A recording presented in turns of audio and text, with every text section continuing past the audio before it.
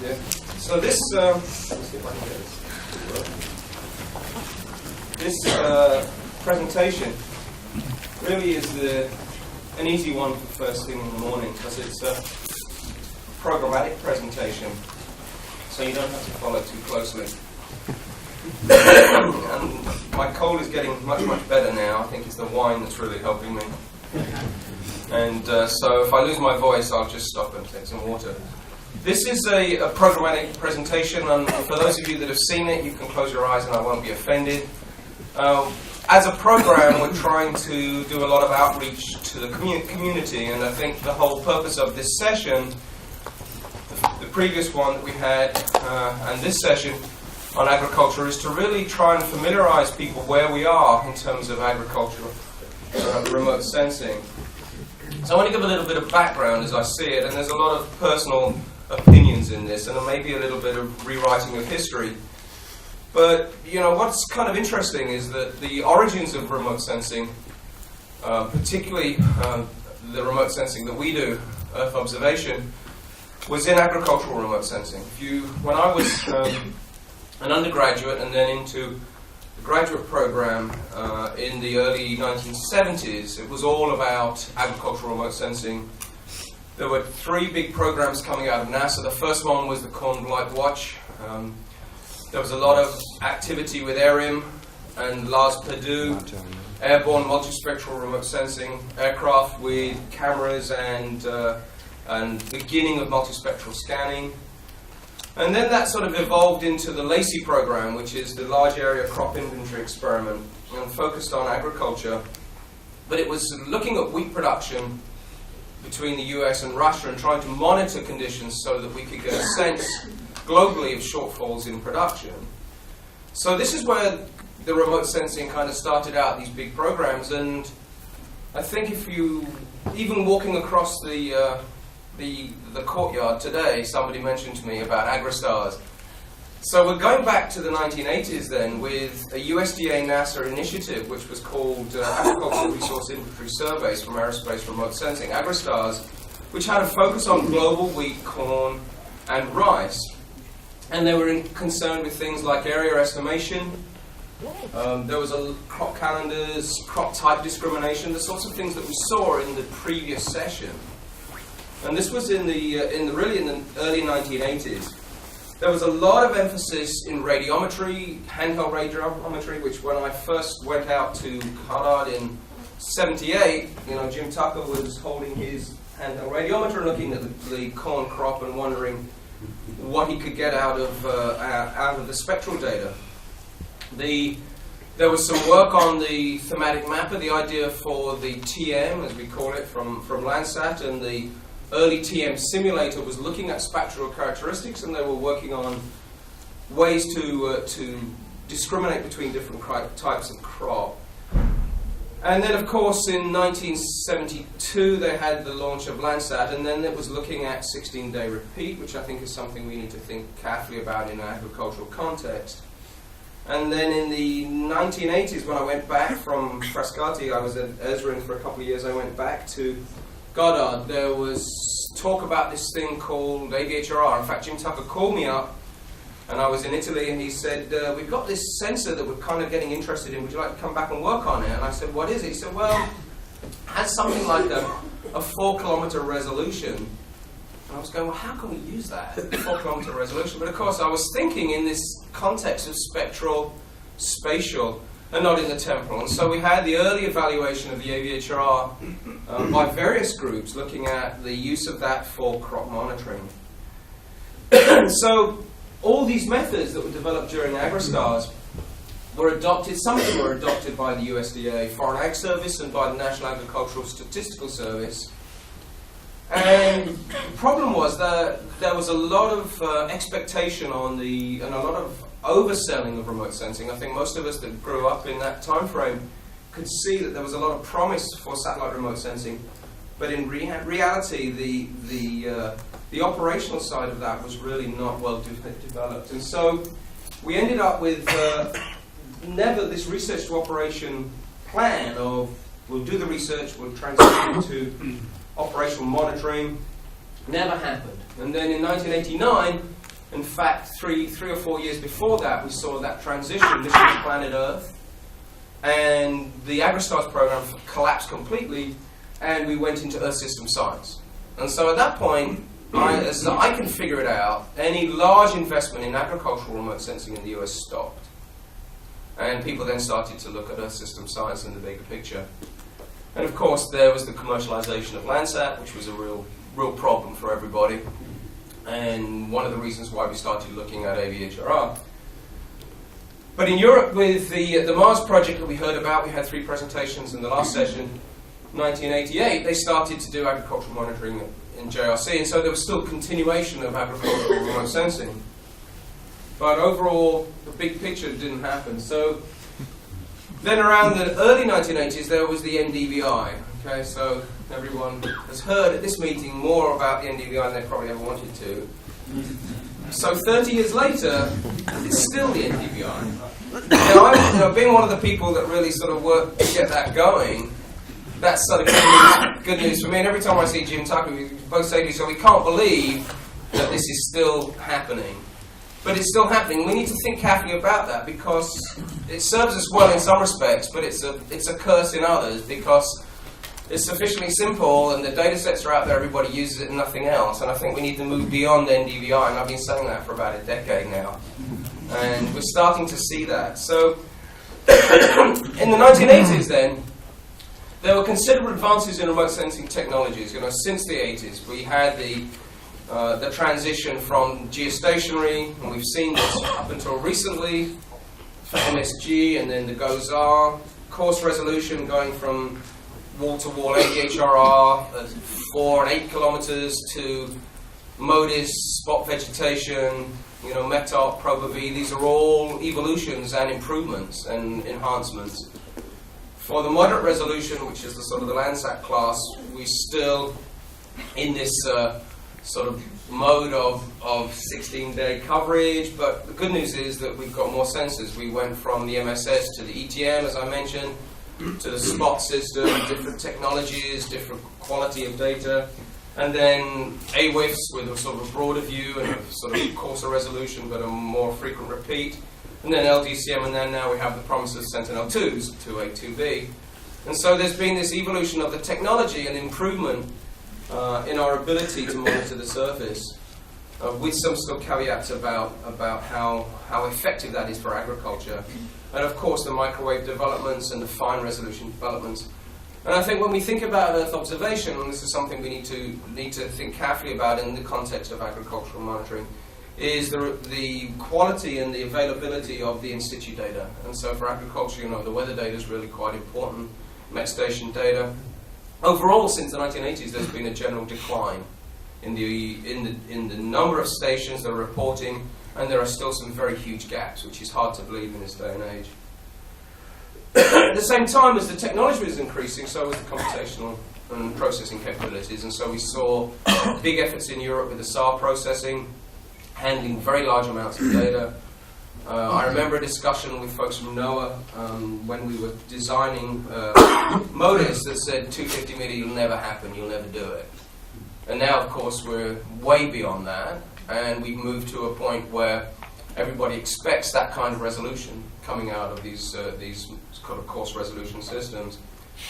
And then we've got the issue of near real-time data. For agriculture, getting data today, for today, is quite important, as opposed to getting it 16 days from now when things have really changed quite dramatically.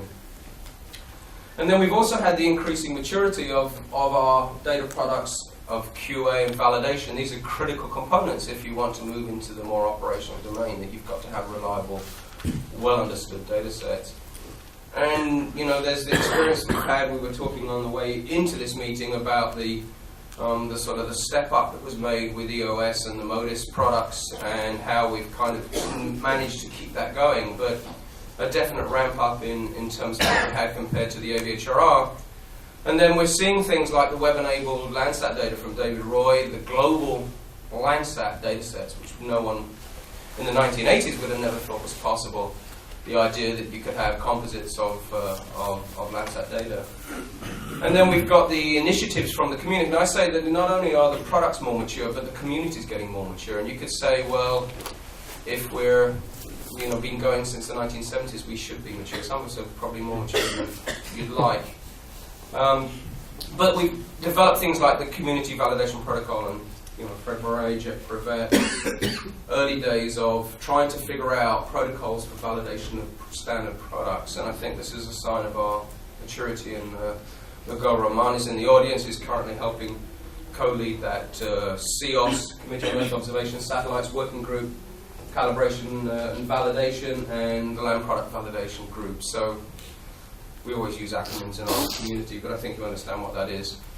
But we have to say there's still considerable variability in data policy availability and accessibility. So in the last slide when I said we have great moderate resolution sensors available now with Landsat, Spot, CBERS, AWIS, Sentinels, the data policies are not consistent.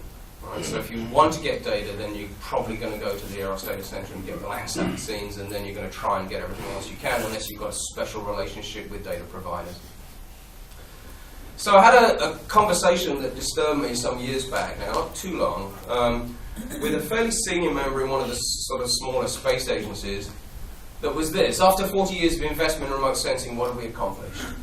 Okay, because he used to do research with me in remote sensing, and now he's doing management. And the question is, has the investment that we've made paid off? Have we really got everything we can out of 40 years of investment? He said the scientists would always be happy to be funded to continue to analyze data and publish papers, but tell me, why should governments continue to invest in satellite remote sensing? That's a very good question, and I think it's one we all ought to ask ourselves, because we're the scientists that do the research, publish the papers, and continue to do what we like to do. But the question is, this is an investment if you look at it like that.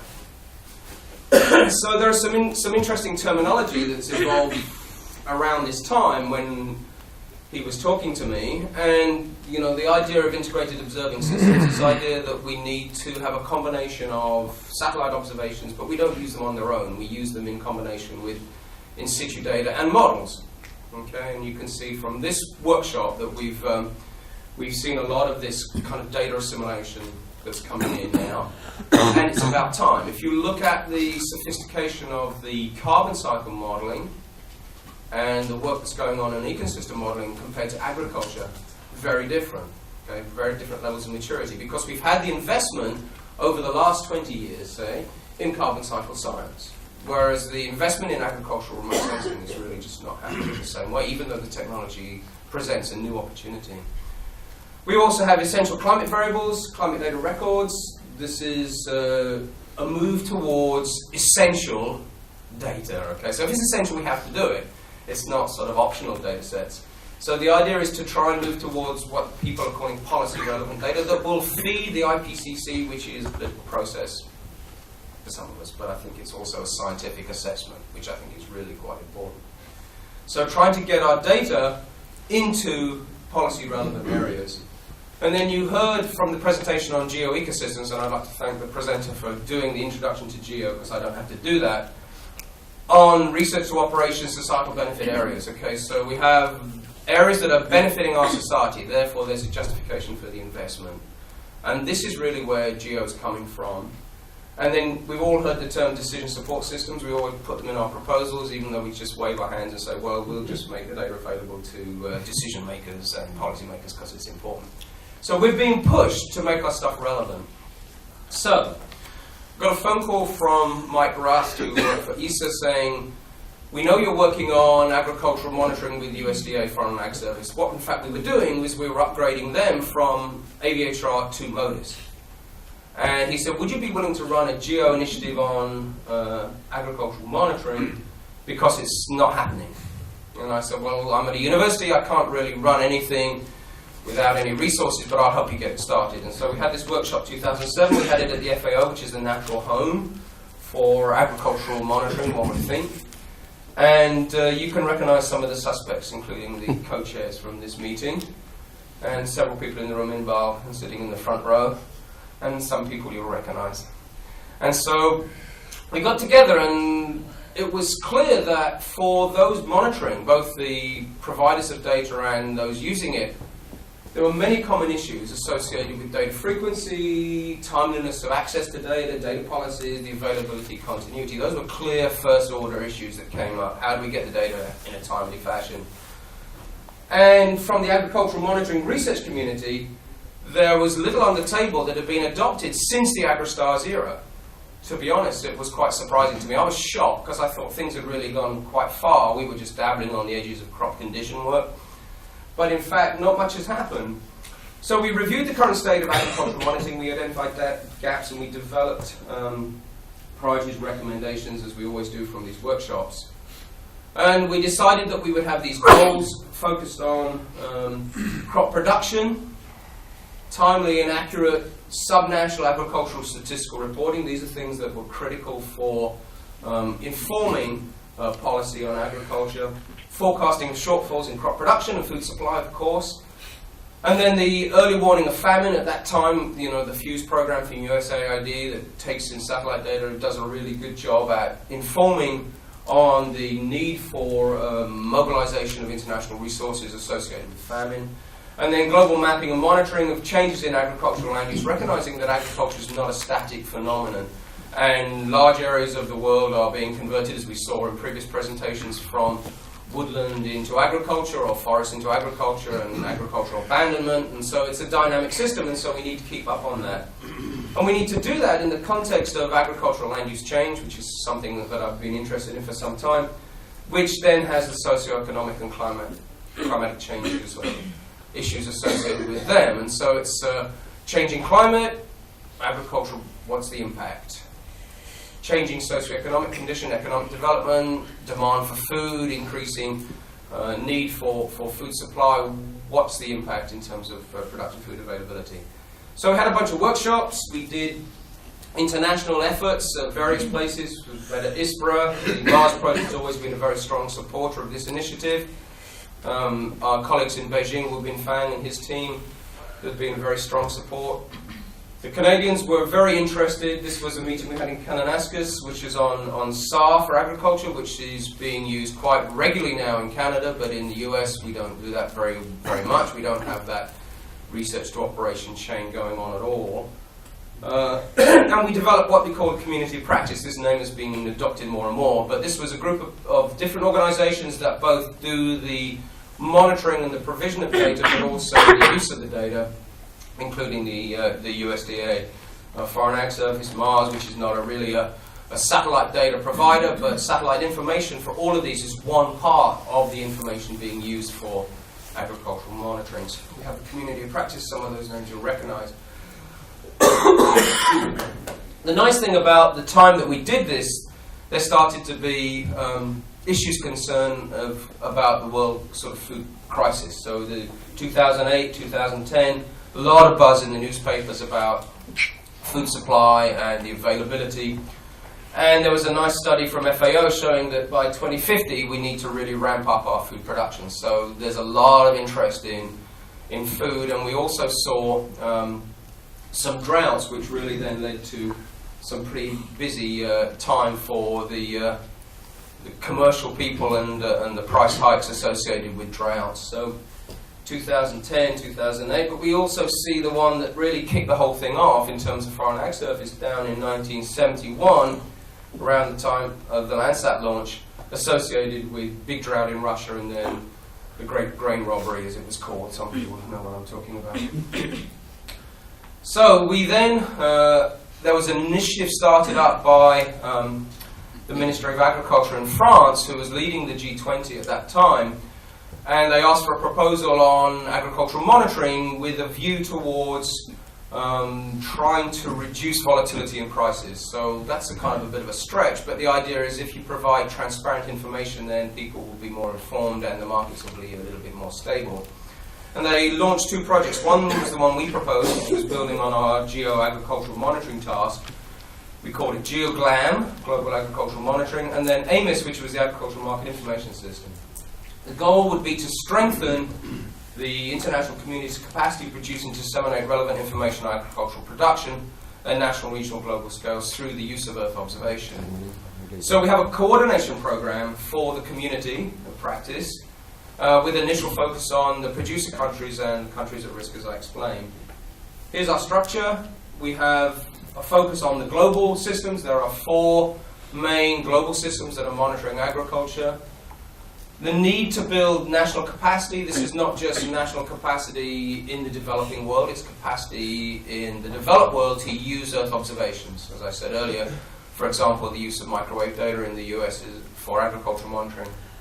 As a need to build capacity for different organizations to be able to take advantage of the technologies that are there.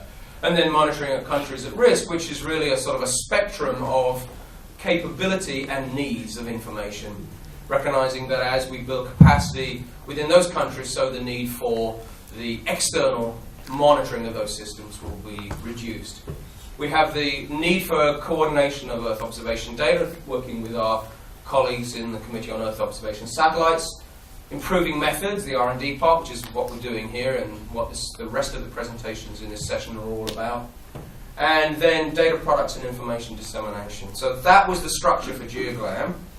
I'm going to talk a little bit about the global. One of the things the Market Information System requested very early on was a timely international qualitative crop condition assessment. That's something they wanted. They were very much concerned that they were getting input from a whole bunch of different people saying different things. And they wanted a consensus assessment, preferably from GEOGLAM, and we had to demonstrate that we could do that. So Inbal Becker-Reshef, that's in the audience, took this on and started to do the coordination. We requested money from NASA to do that, and so she's been coordinating what we call the crop monitor, gaining inputs from the community of practice, from the different agencies at the international and national level, and using that evidence based on the near real-time satellite, the weather, the agrometeorology, and the national expert assessment to build this consensus. So we developed this process for synthesizing and reviewing existing data and information and the willingness to make sure that people are willing to share that information. And then we prototyped the outlooks last year. We then started the provision of crop monitors at AMIS in 2013 in September, and we're continuing to refine the system. So we had a number of people willing to play. This is the community of practice from GEO, some of them, a sample of them, again focused on the major producer countries' major crops. And then taking the various disparate information at the national level, synthesizing that together, and then coming up with a consensus statement. To do that, we needed some baseline layers, crop calendars, crop masks, and we put those together from best available, and we were all very surprised at how poorly documented the distribution of the different crops are globally, and that we need to do a lot of work to get that up to date and keep it up to date as that changes. We built some interfaces so we could compare different products, different indices, different assessments, and we started to do the reporting, September, October, November, December, and we insisted that we include some spatial maps of crop condition, and got a lot of pushback that the economists didn't really care about maps, they just wanted graphs and pie charts and numbers, but we insisted that being a system from Earth observation, this is quite important. Where things are happening is really quite important. Location matters. So we also did a synthesis looking at the condition in different regions, and so this is the crop reporting system that we've got. You can get more information on this, and the presentation will be available. We also pushed heavily on Earth observation coordination. This is a diagram that Pierre Deforny developed at the very beginning, looking at the information that we need on the left-hand side, and then the sort of reporting on this side, and then the different scale and resolution and the number of observations needed. This was I think we did it one afternoon, or came up with the idea, and Pierre went back and filled it out, and then that was it. And so we followed up then, trying to translate information products out of Earth observation data products. Had a short meeting in Montreal. Alyssa will be talking a little bit more about this in her presentation. And we came up with the requirements, and then we're translating that into acquisition strategy for agriculture with CEOS, and how we might move that forward in a phased approach. At the same time, we also developed a series of test sites around the world. So it was clearly obvious that we needed to compare output from models and observations that we were using, and as a focus for CEOs to acquire data. So we created JCAM, and Dr. Zhang will present a little bit on the China JCAM sites later in this session. We had focus at these sites on crop type mapping, crop condition yield estimation, soil moisture, and residue and tillage. And we'll hear a little bit, at least about the first four in the next presentations. Again, you can find more information there. I'm moving quickly now to try and wrap up. Different countries and using different experiments, different work going on, building capacity to transition from their research into operation for their agencies. In Ukraine, in Kazakhstan, for example. Just examples. We saw one earlier from Algeria in the presentation from the JRC. Similar kind of effort to enhance their monitoring capability using Earth observation. Southeast Asia, the JAXA, Japanese Space Agency, is working with the rice-producing countries. This is an example from Thailand. South Africa, Terry Newby and his team looking at better ways of monitoring and doing estimates of cultivated area and crop type discrimination. And then we have a bunch of products from the US side. I'm pushing very hard. Near real-time monitoring coming out of EOS. Consistency between MODIS and VIIRS. That's the next big push. We heard a little bit about Sentinel-2A, 2B. Okay, then my last slide. So where are we going on this? So I believe that what we have to do in the next 3 to 5 years is start to demonstrate improvements or efficiencies over traditional non-EO systems. Get these established, start them to be used more broadly than they are now. Take advantage of the investment that we've made with the public money to get some societal benefit. Develop methods that are robust and applicable at the right scale for the right place, and establish systems that deliver information that can be understood and used by decision makers, which is not what we think it is. So just writing papers and expecting people to read them or even sending them data just doesn't really work. Resolve the issues of what I call dynamic data continuity. LDCM Sentinel-2 will be an interesting one, holds a lot of promise. I think we're all keeping our fingers crossed that the Sentinel-2 policy actually works for us all. And then evaluate and integrate new technologies. So I think just in summary, there's much work to be done, which is what Fred Barrett said to me yesterday. And I think there's no question, when you look at where we're going in terms of carbon cycle methodologies compared to agricultural methodologies we've been watching, we got a lot of work to do. So thank you very much. And just to say that Michel DA is here. He's the director of the GEOGLAM program at Geneva. So if you have any questions, you can ask him or get a phone myself. If you're interested in getting involved, we welcome that. It is a community of practice and it's open, so you're welcome.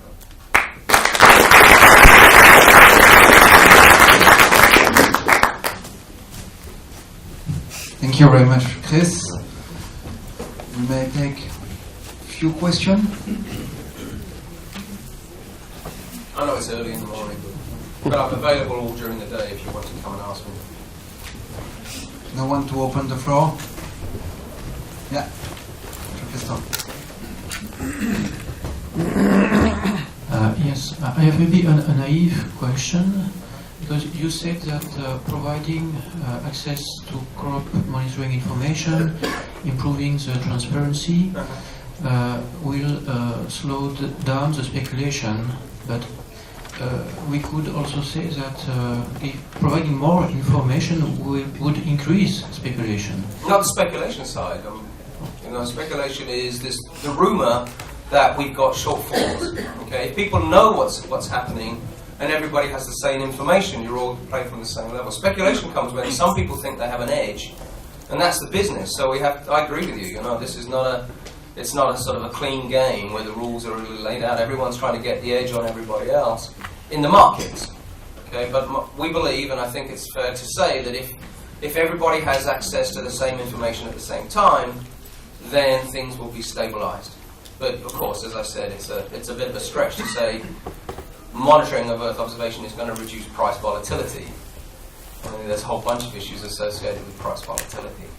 But I think getting better information that's available to all can only help. But that's at least mine. You say you're naive question. My naive answer is that I believe in full and open transparency for information and data. And that does, of course, require an open data policy. So everybody has access to the same data, which would make, I think, is the way we should be going. But then